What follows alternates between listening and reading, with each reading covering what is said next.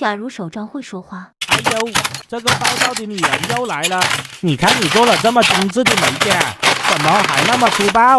啊！别打我，这个破班上的也太憋屈了，呜呜呜！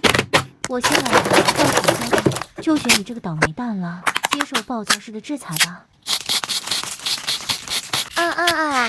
这是哪里？是谁这么粗暴？我是可爱的提拉多，还带着可爱的小猫咪。猫猫这么可爱，你怎么忍心欺负这么可怜、弱小又无助的猫猫？我感觉自己飞起来了，我头都晕了。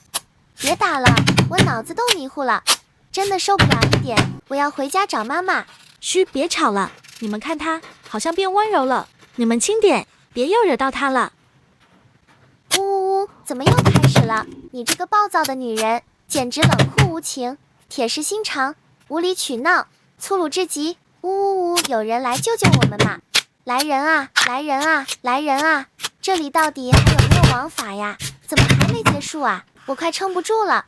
今天的暴躁式手账完成了，收工，下班。